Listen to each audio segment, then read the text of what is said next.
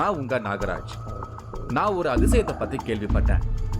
அம்மனை வேண்டிக்கிட்டு ரத்த சோறு சாப்பிட்டா குழந்தை இல்லாதவங்களுக்கு குழந்தை பிறக்கும்னு ஒரு அதிசயம் நடக்கிறதா எனக்கு சொல்லியிருந்தாங்க. அந்த அதிசயம் நடக்கிற அம்மன் கோவிலுக்கு தான் இப்ப நான் போயிட்டு இருக்கேன்.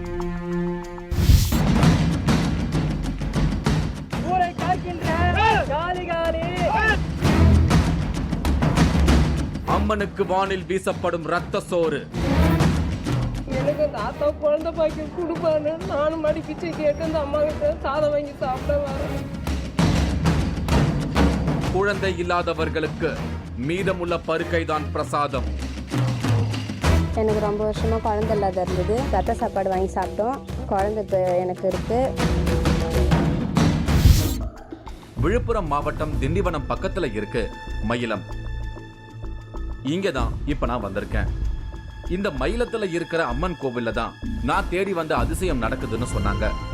இன்னைக்கு திண்டிவனம் பக்கத்தில் இருக்க மயிலை அம்மன் கோயிலுக்கு தான் போக போகிறோம். இந்த கோயிலோட சிறப்பு என்ன அப்படின்னா 8 நாள் திருவிழா சிறப்பாக நடக்குது. அந்த 8வது நாள் ரத்த சோறு படைச்சு அந்த சோறை எடுத்து வானத்தில் தூக்கி போட்டுடுறாங்க. அப்படி போடுற சோறு கீழே விழுகாது அப்படின்ற ஒரு நம்பிக்கை இருக்குது. மீதமுள்ள சோறை எடுத்துகிட்டு வந்து இங்கே குழந்தை வரம் வேண்டி இருக்கிறவங்களுக்கு கொடுக்குறாங்க.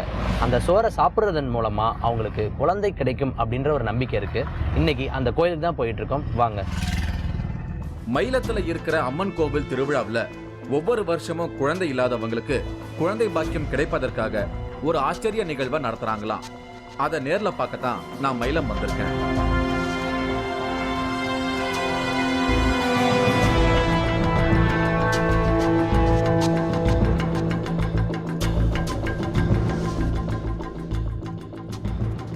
இதுதான் நான் தேடி வந்த மயிலி அம்மன் கோவில். இந்த கோவில்ல இருக்கிற இந்த மயிலி அம்மன் தான் அந்த அதிசயத்தை நடத்துறாங்களாம். ஒவ்வொரு வருஷமும் மாசி மாதத்துல 8 நாள் நடக்கிற மயிலி அம்மன் கோவில் திருவிழாவில் கடைசி நாள் தான் ரத்த சோறு படையல் தயார் பண்றாங்க. இந்த உதிர சோறுன்னு சொல்லப்படுற ரத்த சோறை நட்ட நடு ராத்திரி ஊர்வலமா கொண்டு போய் எல்லை கல்லுல அம்மனுக்கு படையல் வச்சுட்டு மீதம் இருக்கிற ரத்த சோறை ஐம்பூதங்களுக்கு கொடுத்துடுறாங்க. அம்மனுக்கு வச்ச ரத்த சோறை எடுத்துட்டு வந்து குழந்தை இல்லாத பெண்களுக்கு கொடுக்கறாங்க. இந்த ரத்த சோறு சாப்பிட்டா குழந்தை பாக்கியம் கிடைக்கும் அப்படிங்கிறது இந்த ஊர் மக்களோட அசைக்க முடியாத நம்பிக்கையா இருக்கு. இவரு தட்சணாமூர்த்தி. இவர் தான் ரத்த சோறு ரெடி பண்றவரு. கிட்டத்தட்ட 8 தலைமுறையா இந்த வேலையை தட்சணாமூர்த்தியோட பரம்பரையில இருந்தவங்க செஞ்சுக்கிட்டு வராங்க. இவரை ஓசக்காரு அப்படின்னு ஒரு வித்தியாசமான பெயரால அழைக்கிறாங்க. இந்த கோவில் பத்தின ஆச்சரியத்தை என்கிட்ட பேசினாரு. இந்த மயிலை கோயில் திருவிழாவோட சிறப்பு அம்சம் என்ன? சிறப்பு அம்சம்னு பார்த்தீங்கன்னா குழந்தை வரன்றதுக்காக மெயின் சிறப்பு அம்சம் வந்து குழந்தை தான். சாமிக்கு வந்து பார்த்திங்கன்னா 8 நாளைக்கு சந்தி கட்டுவாங்க. 8 நாளைக்கு சந்தி கட்டிட்டு 8ஆம் நாள் வந்து சாமிக்கு வந்து ஆடு பலியிட்டு அதை வந்து உதிர சாதம் பிடிச்சி எடுத்து போயிட்டு எல்லையில் சாமிக்கு படையில் இட்டுட்டு அதை வானத்தில் ஆகாயத்தில் இறக்கும் போது பார்த்திங்கன்னா கீழே வராது. அதான் அந்த கோயிலோட ஐதீகம். அதிலேருந்து கொஞ்சம் பிரசாதம் எடுத்துகிட்டு வந்து வர பக்தர்களுக்கு வந்து கொஞ்சம் கொஞ்சம் வாயில் போடுவாங்க. கொடுத்தோன்னா எல்லாருக்கும் வந்து குழந்தை பிறகு மறு வருஷம் குழந்தை பிறந்துடும். இந்த ஊருக்குள்ள வந்த உடனே எனக்கு ஒரு ஆச்சரியத்தை காமிச்சாங்க. என்கிட்ட ஒரு குழந்தைய கொடுத்தாங்க. ரொம்ப அழகா சிவப்பா இருந்தது. இந்த குழந்தை இந்த அம்மன் அருளால பிறந்ததான். மயிலி அம்மன் திருவிழாவில் பிரசாதமா கொடுத்த ரத்த சோறு சாப்பிட்டதால தான் இந்த குழந்தை பிறந்ததான். இவங்க விஜி. இவங்க தான் இந்த குழந்தையோட அம்மா. மயிலி அம்மனோட ரத்த சோறு பிரசாதம் தான் தனக்கு குழந்தைய கொடுத்ததா இவங்க தீவிரமா நம்புறாங்க. எனக்கு ரொம்ப வருஷமா குழந்தை இல்லாத இருந்தது. நாங்கள் மயிலியம்மா திருவிழா நடக்குது அந்த கோயிலில் வந்து ரத்த சாப்பாடு வாங்கி சாப்பிட்டோம். குழந்தை இப்போ எனக்கு இருக்குது. குழந்தை வந்து பிறந்து 5 மாதம் ஆகுது சார். இந்த இது எப்படி கேள்விப்பட்டு வந்தீங்க அம்மன் கோயிலுக்கு? இங்கே வருஷம் திருவிழா நடக்கும். அதில் வந்து இது மாதிரி எல்லைக்கு போயிட்டு வந்து இந்த மாதிரி சாப்பாடு வாங்கி சாப்பிட்டோன்னா குழந்தை உண்டாகும் அப்படின்னு சொல்லி கேள்விப்பட்டோம். அதனால் வந்து வாங்கி சாப்பிட்டோம். எனக்குள்ள ரத்த சோறு பத்தின பிரமிப்பு அதிகமாயிடுச்சு. மக்கள் இந்த மயிலி அம்மன் மேல வச்சிருக்கிற நம்பிக்கையை பார்க்கும்போது என்னால ஆச்சரியப்படாம இருக்க முடியல. மயிலம் அப்படின்னாலே இங்க இருக்கிற முருகன் கோவிலை பத்தி தான் எல்லாரும் கேள்விப்பட்டிருப்பாங்க. மயிலம் முருகனுக்காக வேண்டிக்கிட்டு தரிசனம் பண்ண வரவங்களை பத்தி நான் நிறைய கேள்விப்பட்டிருக்கேன். அந்த முருகன் கோவில் திருவிழாவுக்கும் இந்த மயிலி அம்மன் திருவிழாவுக்கும் ஒரு தொடர்பு இருக்கு. இந்த மயிலி அம்மன் திருவிழா முடிஞ்சு அடுத்த நாள் தான் அந்த முருகன் கோவில் திருவிழா ஸ்டார்ட் ஆகுமா. இப்படி ஒரு ஆச்சரிய தகவலை இங்க நான் கேள்விப்பட முடிஞ்சது. இவரு சுப்பிரமணியன். மயிலி அம்மன் கோவில் திருவிழா முடிஞ்ச உடனே மயிலம் முருகனுக்கு திருவிழா ஆரம்பிக்கும்னு இவர் ஒரு தகவலை என்கிட்ட பகிர்ந்துகிட்டாரு. இப்போ இந்த 8 நாள் முடிஞ்சோன்னா 9ஆம் நாள் அங்கே திருவிழா ஆரம்பிச்சிடும். அங்கே திருவிழா இன்றைக்கி வந்து அங்கே திருவிழா, இன்றைக்கி 9ஆம் நாள் திருவிழா முடிஞ்ச போதில் இன்றைக்கி நைட்டு அங்கே திருவிழா ஸ்டார்டிங் 1. அது மாதிரி அங்கே 8 நாள் நடக்கும். 8வது நாள் அங்கே முருகனுக்கு வந்து திருவிழா நடக்கும். இங்கே மயிலன்றதுக்கு வந்து பேர் வந்து அது அந்த மலையை பார்த்தீங்கன்னா மயில் மாதிரி இருக்கும். இடையிருந்து பார்த்தீங்கன்னா ஒரு கொண்ட ஒரு மாதிரியும், அந்த பாடி வந்து அந்த பக்கம் பார்த்தீங்கன்னா அது பாடி நல்லா பச்சை பசேல்னு இருக்கும். அப்போலாம் அந்த பாடி வந்து பசுமையாகவும் அந்த பூஞ்சோலையில் அது இருக்கிற மாதிரி அந்த மயில் இறக்குற மாதிரியே தெரியும் உங்களுக்கு. இன்னாண்ட அந்த கோபுரம் வந்து கொண்டையாகவும், இதுக்கு இன்னாண்ட இருக்க அந்த மூக்கு மாதிரி ஒன்று இருக்கும். அது மாதிரி வந்து மயில் போன்ற அமைப்பு உடையதுனால இதுக்கு மயில்னு பேர். இந்த மயிலி அம்மனை சப்த கன்னியரில் ஒருவரா வழிபடுறாங்க. பார்வதி தேவியின் அம்சமாகவும் இந்த மயிலி அம்மனை குறிப்பிட்டு பேசுறாங்க. பார்வதி தேவி மருத்துவச்சியா பிறவி எடுத்ததாகவும், அப்படி மருத்துவச்சியா பிறவி எடுத்து கன்னியா வாழ்ந்து சேவை செஞ்சுக்கிட்டு இருக்கும்போது சாதாரண மருத்துவச்சி தானேன்னு நினைச்சுக்கிட்டு 2 பேரு தவறான எண்ணத்தோட பேசினாங்களாம். மருத்துவச்சியா இருந்த அம்மன் அவங்கள தனிமையில வரவழைச்சு தன்னுடைய உண்மையான ரூபத்தை காமிக்கவும் அவங்க பயந்து போய் மன்னிப்பு கேட்டாங்களாம். அம்மன் அவங்கள மன்னிச்சு தனக்கு திருவிழா எடுக்கணும்னு கட்டளை கொடுத்தாங்களாம். இது மாதிரி 8 நாள் திருவிழா நடத்தணும். இந்த 8 நாள் திருவிழாவிலும் யார் எனக்கு ஆசைப்பட்டானோ அவனே வந்து எனக்கு பக்கப்பள்ளியாக நிற்கணும், அதாவது காவல்காரராக நிற்கணும். இந்த காவலில் இவங்க 8 நாளும் அன்னம் தண்ணி ஆகாரம் இருக்கக்கூடாது, உப்பு இல்லாமல் சாப்பிட்ணும். அதே மாதிரி வந்து என் மேலேயே பக்தியாக இருக்கணும். யார் எந்த பொண்ணுடைய முகத்தையும் பார்க்கக்கூடாது. என் மேலேயே பக்தியாக இருந்து அவங்க செயல்பட்டு 8வது நாள் அவங்க மனைவிமார்கள் வந்து அதாவது மாவிளக்கு, அதாவது மாவிளக்குனா குளிர்ச்சி ஆகும் இது. அந்த மாவிளக்கு பச்சரிசி மாவில் கோலம் போட்டு அதில் வந்து நெய் விளக்கு ஏற்றி அதை எடுத்துன்னு வந்து எனக்கு சமர்ப்பணம் பண்ணணும். அப்போ தான் என்னுடைய கோபம் தீரும். மயிலி அம்மன் உத்தரவுக்கு ஏற்ப இன்னைக்கும் இந்த அம்மன் திருவிழா நடக்கிற அந்த 8 நாட்களும் தவறு செஞ்சவங்க சார்பா 2 பேரு விரதம் இருப்பாங்களாம். உப்பு இல்லாம சாப்பிட்டு பெண்கள் முகத்தை பார்க்காம கோவில் வளாகத்திலேயே இருப்பாங்களாம்.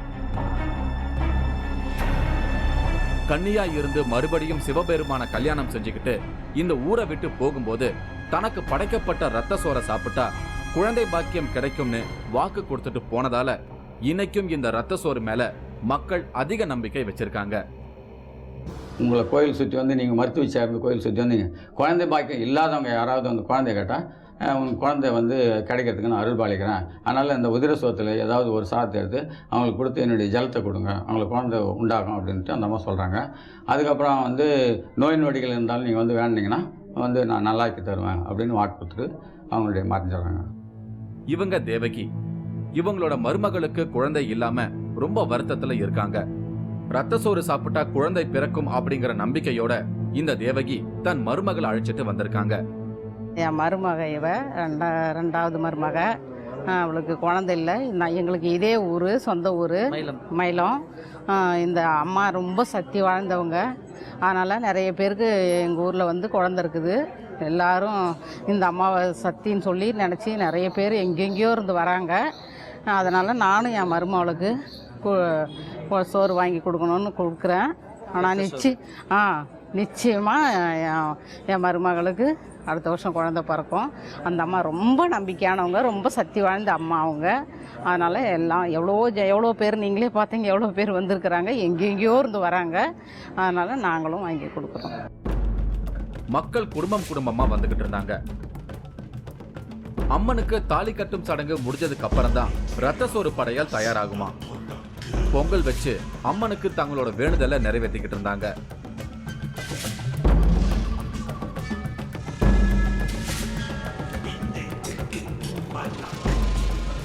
அம்மனுக்கு மாவிளக்கு எடுத்துக்கிட்டு பெண்கள் ஊர்வலமா வந்தாங்க.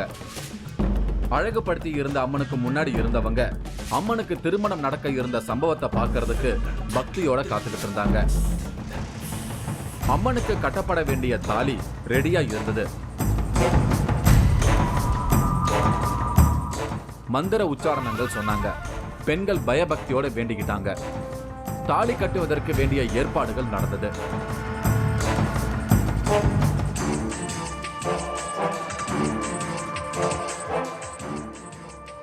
அம்மனுக்கு கட்டப்பட வேண்டிய தாலியை உயர்த்தி பொதுமக்களுக்கு காட்டினாங்க. மந்திர உச்சாரணங்கள் சொல்லி அம்மன் கழுத்துல தாலியை கட்டி விட்டாங்க.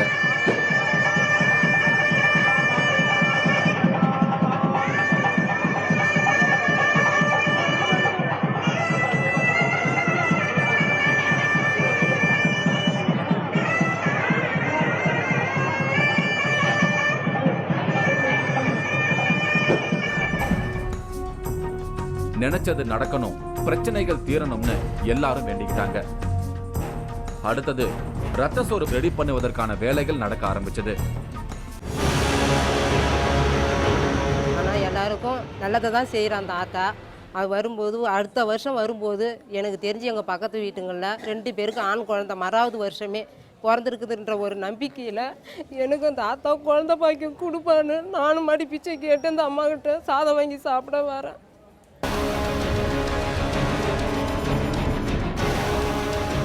ஆச்சி மசாலா வழங்கும் 3வது கண் பவர்ட் பை உதயம் பருப்பு வகைகள். இடைவேளைக்கு பின் தொடரும்.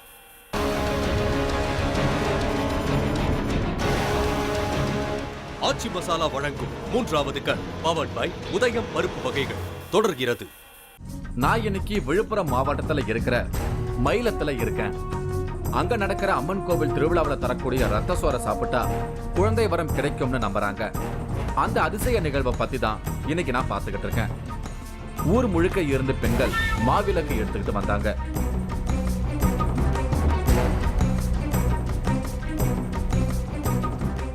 ஊர்வலமா வந்தவங்க கோவிலுக்குள்ள வந்து சேர்ந்தாங்க. அம்மனை ஊர்வலமா எடுத்துக்கிட்டு போக தயார் நிலையில இருந்தாங்க. ரத்த சோறு ரெடி பண்ணதுக்கு அப்புறம் அதை ஊர்வலமா எடுத்துக்கிட்டு ஊர் எல்லைக்கு போக காத்திருந்தாங்க. ரத்த சோறு தயார் செய்யற பகுதிக்கு வந்தேன். அங்க ஒரு ஆடு நின்னுகிட்டு இருந்தது. இந்த ஆட்டை பலியிட்டு தான் ரத்த சோறு ரெடி பண்ண போறாங்க. பலியிடுவதற்கு முன்னாடி முறையான பூஜைகள் செஞ்சாங்க. ஆடு மேல தண்ணிய ஊத்துனாங்க. ஆடு அசையாம நின்னுகிட்டு இருந்தது. இந்த நேரத்துல உடனே ஆட்டை பலி கொடுக்க முடியாது. ஆடு தன்னுடைய உடலையும் தலையையும் உதறணும். அதுக்கப்புறம் தான் ஆட்டை பலி கொடுக்கணும். அதுக்காக காத்துக்கிட்டு இருந்தாங்க. அவங்க காத்திருந்தது வீண் போகல. தலை மற்றும் உடம்ப ஆடு உதறிச்சு. அதுக்காக காத்திருந்த ஓசக்காரரு அந்த ஆட்டோட காலை பிடிச்சு உயர தூக்கி தரையில அடிச்சு பிடிச்சுக்கிட்டாரு. கத்தியால கழுத்தை அறுத்தாங்க. அதுல இருந்து வரும் ரத்தத்தை ஏற்கனவே சோறு வச்சிருந்த மண் சட்டியில பிடிச்சுக்கிட்டாங்க. இதையெல்லாம் வெளிப்படையா காமிக்க முடியாதுங்கிறதால மாஸ்க் பண்ணி காமிக்க வேண்டியிருக்கு. ரத்த சோறு சாப்பிட வேண்டிய பெண்கள் கோவில காத்திருந்தாங்க. சோறு ரத்தமும் இருந்த மண் சட்டிய வெள்ளை டவல்ல கட்டினாங்க. ரத்த சோறை ஊர்வலமா எடுத்துட்டு போக ரெடியானாங்க. ஓசக்காரன்னு சொல்லப்பட்டவரு வித்தியாசமான முறையில பாடல் ஒன்ன சத்தமா பாடினாரு. ஊரை காக்கின்ற காலி காலி சங்கால ரூபிதிரி கடனேந்தி சங்கு சக்கராயுதமும் தானது பிடித்து வலதடி பானமும் வாங்கது கத்தியும் வில்லாதம்பும் வீரவால் பானமும் அங்குஷ பாசமும் ஆயுத கொடியும் சந்தன மணமும் சாம்பிராணி வாடையும் எந்த பரிமள பூபதி அழகும் புஷ்பக்கலையும் மரகத வாளும் கத்தியும் சூலமும் கோடாலியும் அக்னி சூலம் ஆகிரும் தொடுத்து உக்கிரத்துடன் ஓடி நீ வருக, ஆங்காரத்துடன் அதிர்ச்சி நீ வருக, சிங்கவானத்தி மீது நீ சீறி நீ வருக. எல்லாருக்கும் பிரசாதம் கொடுத்தாங்க. ஊர்வலம் புறப்பட தயாராச்சு. வான வேடிக்கைகள் நடந்தது. அம்மனை ஊர்வலமா எடுத்துக்கிட்டு போக ஆரம்பிச்சாங்க. ரத்த சோறு மண் பாத்திரத்தோட ஓசக்காரரும் ஊர்வலத்துக்கு தயாரா இருந்தாரு. ரத்த சோறு சாப்பிட வேண்டிய பெண்கள் கோவில் முன்னால வரிசையா உட்கார்ந்திருந்தாங்க. ரத்த சோறு பத்தின அமானுஷ்யம் என்ன மிரள வச்சுது. எல்லைக்கல்லுல அம்மனுக்கு படையல் வச்ச ரத்த சோறை ஓசக்காரன்னு அழைக்கப்படுறவர் எடுத்துட்டு வந்து இங்க பிள்ளை வரம் கேட்டு காத்திருக்கும் பெண்களுக்கு வாயில கொடுத்து சாப்பிட வைக்கணும். ஓசக்காரர் தவிர வேற யாராவது அந்த ரத்த சோறை எடுத்தா விபரீதங்கள் நடக்கும்னு நம்புறாங்க.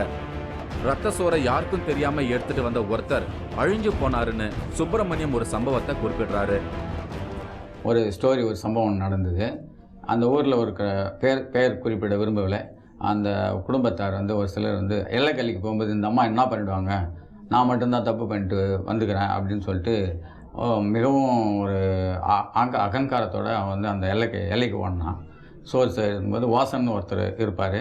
அவர் தலைமையின் கீழே காப்பு கட்டுறவர். இப்போ பக்கப்பள்ளி 2 பேர், அதனோட 4 பேர், மொத்தம் 7 பேர் வந்து அவங்க தலைமை வகித்துக்கு போவாங்க. அவர் வாசன்றவர் வந்து அந்த மந்திரத்தை சொல்லிக்கின்னு அந்த கட்டு கட்டிக்கின்னு போத கணக்கில் எதுவும் இவங்களை தடுக்காத அளவுக்கு கட்டு கட்டிக்கிட்டே போவார். அந்த எல்லைக்கல் வரைக்கும் வரும்போது அவுத்து விட்டுனே வருவார். அப்படி போகும்போது இவன் வந்து பேசின்னு போனான். இது மாதிரி சாதாரண என்ன பண்ணி மயிலியம்மா வந்து எல்லைக்கல்லிக்கெல்லாம் போயிட்டு அங்கே முடிச்சுட்டு வராங்க. திரும்பி வராங்க. வரும்போது நாங்கள் தான் தப்பு பண்ணிட்டு வந்தேன், இந்த அம்மா என்ன பண்ணிட்டாங்க என்ன அப்படின்னு சொல்லிட்டு தென்னாட்டாக பேசுவோம். அடுத்த நிமிஷமே அவன் வந்து அங்கேயே கை கால் வராமல் இழுத்துட்டு அங்கேயே படுத்துட்டான். அப்புறம் 4 பேர் தூக்கின்னு ஓடியாந்து கோயிலாண்ட போட்டு எவ்வளோ மன்னிப்பு வேண்டாங்க. அகங்காரம் பிடிச்சவன் அழிவான்ற மாதிரி அந்தம்மா அந்த குடும்பத்தை விரக்தியே வரல, அவனும் போயிட்டான். அந்த குடும்பமும் என்ன பண்ணுமா ஒரு ஆக்சிடெண்ட்டில் இதாகிடுச்சு. ரத்த சோறு சாப்பிட்றதுக்கு நிறைய பெண்கள் வருவாங்கன்னு கேள்விப்பட்டு தான் இந்த விழாவை படம் எடுக்க வந்தேன். அதை ஊர்ஜிதப்படுத்துறது மாதிரி நிறைய பெண்கள் இங்க இருக்கிறது எனக்கு ஆச்சரியமா இருந்தது. இவங்க ரமணி ஜீவரத்னம். கல்யாணமாகி குழந்தை இல்லாத வேதனையில இருக்காங்க.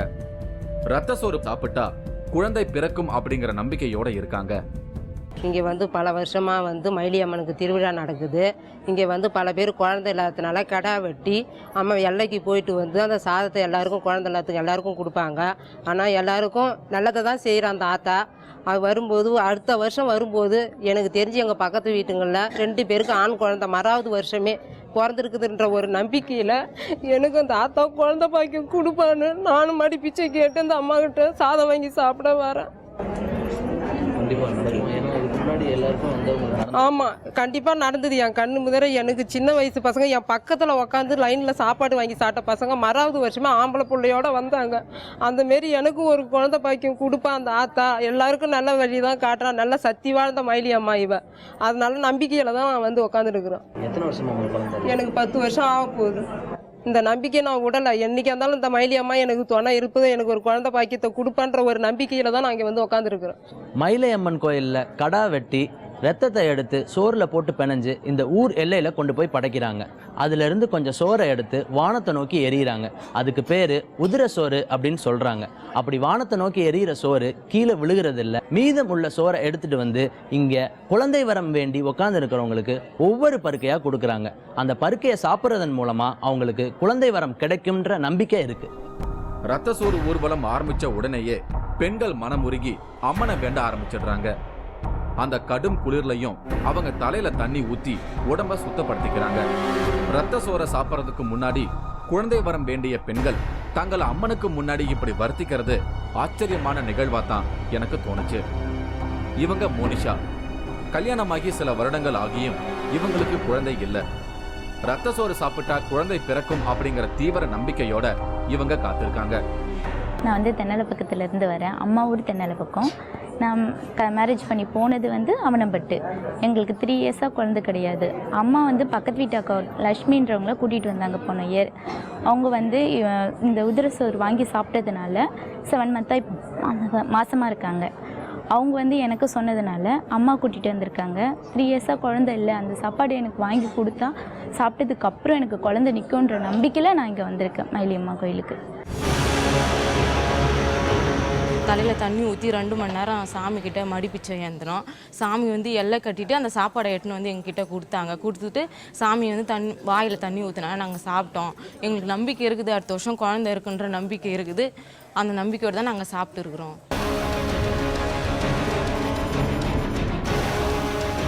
ஆச்சி மசாலா வழங்கும் 3வது கண் பவர்ட் பை உதயம் பருப்பு வகைகள். இடைவேளைக்கு பின் தொடரும்.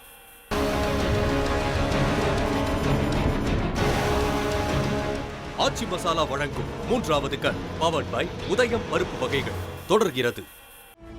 ரத்த சோறு அப்படிங்கிற பிரசாதம் ஒரு அம்மன் கோவில்ல கொடுக்கறாங்க. அதை சாப்பிட்டா குழந்தை பிறக்கும் அப்படிங்கிற நம்பிக்கை இங்க வர மக்கள் கிட்ட இருக்கு. அதை பத்தி தான் இப்ப நான் பாத்துக்கிட்டு இருக்கேன். இந்த கோவில் விழுப்புரம் மாவட்டம் மயிலத்துல இருக்கு. ஊர் எல்லையில ஒரு குறிப்பிட்ட தூரத்துக்கு வந்ததுக்கு அப்புறம் என்னோட கேமரா டீமை அனுமதிக்க முடியாதுன்னு சொல்லிட்டாங்க. 5 பூதங்களுக்கும் படைகள் கொடுப்பதை படம் எடுக்க அனுமதி கிடையாதுன்னு இவங்க சொன்னது எனக்கு வருத்தம் தான். இப்போ நம்ம ஊர் எல்லை பக்கத்தில் வந்தாச்சு. இதுக்கு மேலே கேமரா அலௌட் கிடையாதுன்ற ஊர் மக்கள் சொல்கிறாங்க. ஸோ நான் மட்டும் போய் பார்க்க போகிறேன். உதிர சோற்றின் ஒரு பகுதியை எல்லைக்கல்லில் வச்சுட்டு மீதமுள்ள சோறை 5 பூதங்களுக்கும் ஓசக்காரு வானத்தில் வீச அதை அவங்க உணவா எடுத்துக்கிட்டு ஊருக்குள்ள வராம ஊர் மக்களை தொந்தரவு செய்யாம இருப்பாங்கங்கிறது இவங்களுடைய நம்பிக்கை. அப்படி ரத்த சோற்றை மேல் நோக்கி வீசும்போது அது கீழே பூமிக்கு திரும்பி வராது அப்படின்னு இவங்க சொல்றதுதான் ஆச்சரியமா இருக்கு. இப்போ அந்த ரத்த சோறை எடுத்து மேலே போட்டாங்க அப்படின்னா கீழே விழுகாது. ஆமாம், அது அந்த ரத்த பலி இருந்தால் தீய சக்தி ஆடாக்கி அந்த ஆட்டினுடைய ரத்தத்தை அந்த சாதத்தில் கலந்து எடுத்துன்னு எல்லைக்கு போகிறாங்க. எல்லைக்கு போகும்போது அந்த சந்தி கொட்டிக்கினே போவாங்க. அங்கேயும் சந்தி கொட்டி அது நைவேத்தியம் பண்ணி அவங்களுக்கு 4 பக்கமாக அந்த சாதத்தை இறைப்பாங்க. அந்த சாதத்தில் ஒரு சாதம் கூட கீழே விழாது. அந்த பூதகணங்களை எடுத்து சாப்பிட்றத சரித்திரம். அந்த 1 வருஷத்துக்கு வரைக்கும் அதனுடைய ஆகாரம் அதுதான். அதோட அவங்க கலைஞ்சி அந்தந்த வேறு எங்கன்னா போயிடுவாங்க. அதுக்கப்புறம் அடுத்த வருஷமும் அதே தேதிக்கு அந்த திருவிழா நடக்கும்போது அந்த நேரத்தில் அவங்க வந்து தங்கிவாங்க. குழந்தை வரம் வேண்டிய பெண்கள் காத்திருந்தாங்க. ரத்த சோறை எடுத்துக்கிட்டு கோவிலுக்கு திரும்பவும் வந்தாங்க. ரத்த சோறு சாப்பிட்றதுக்கு தயாரானாங்க. ரத்த சோறை ஓசக்காரரு ஒவ்வொருத்தர் வாயிலையும் சாப்பிட கொடுத்தாரு. பின்னால ஒருத்தர் தண்ணி ஊத்திக்கிட்டே வந்தாரு. ரத்த சோறு ரத்த கலர்ல சிவப்பா இல்லாம இருந்தது எனக்கு அதிர்ச்சியா இருந்தது. அது பத்தி கேட்டேன். ரத்தத்தை நேரடியா பார்த்தா சில பெண்கள் பயப்படக்கூடிய வாய்ப்பு இருக்கிறதால அதோட விபூதியை சேர்த்து பிசைஞ்சு அதோட கலரை மாத்திடுறாங்க. அந்த ரத்த சோறு பார்த்தீங்கன்னா அதுக்கப்புறம் அது திருநூறில் போட்டு அதை வெள்ளையா ஆக்கிடுறாங்களே, அது என்ன எதுக்காக? அது அங்கே திருவிழா அங்கேயா கோயிலில் வந்து ஆமாம். ஸோ அந்த பிரசாதம் கொடுக்கறதுக்காக வேண்டிய ஆனால் பயப்படுவாங்க இல்லையா, ரத்த சோறு வந்து வெளியே காட்டக்கூடாது. அதில் காட்டக்கூடாதுன்றதுக்காக வந்து விபூதியில் போட்டு வந்து ஐக்கியமாக்கிறாங்க. அதுக்கப்புறம் மற்ற ஜனங்க வந்து பயப்படக்கூடாது இல்லையா, மற்றவங்க பார்க்குறவங்க இல்லை வந்து ஒரு குழந்தை முழுகாமல் இருப்பாங்க, அவங்களாம் யாருன்னா பார்த்துட்டாங்கன்னா பயம் வரும். அதுக்காக அந்த காலத்தில் பொம்பளைங்களாம் ரொம்ப பயந்த சுபாவம் உள்ளவங்க. இந்த காலத்து மாதிரி இல்லை, அந்த காலத்தில் பயந்த சுபாவம் இருந்தவங்க, அதனால அப்படி பார்ப்பாங்க. அங்க இருந்த எல்லாருக்கும் ஓசக்காரு ரத்த சோத்தை கொடுத்தாரு.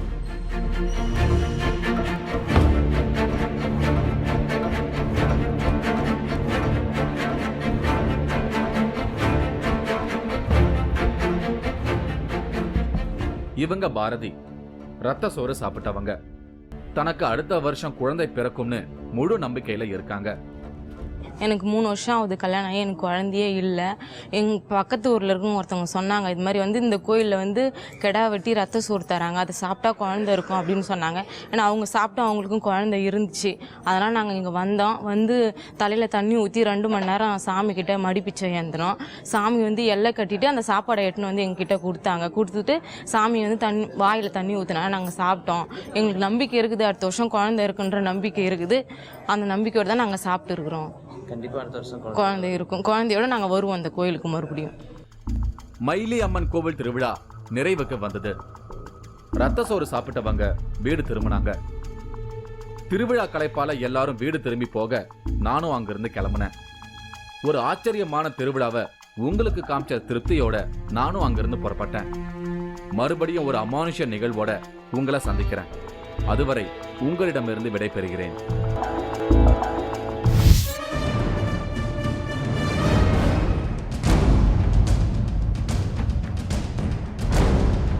பூமிக்கடியில் மறைந்திருந்த அகத்தியரின் சீடர் ஜீவசமாதி. வெள்ளாடை சித்தர் இங்க ஜீவ முக்தீஸ்வரர் திருக்கோயில்ன்றதை கட்டி வழிபாடு செஞ்சிருக்காரு.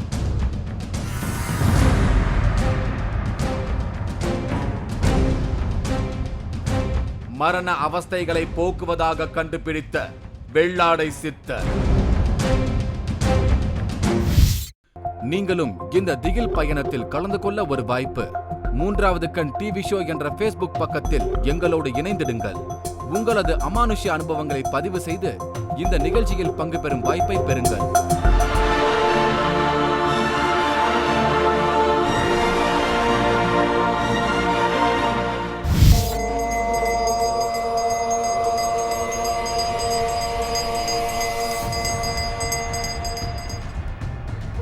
என் சொத்து பூராமல் வந்து அண்ணன் வச்சுருக்கேன். எனக்கு பலவிதமான தொழிலெல்லாம் கட்டி வச்சு நிம்மதி இல்லாத வாழ்க்கையை என்னை வாழ வச்சுக்கிட்டு இருக்கேன்.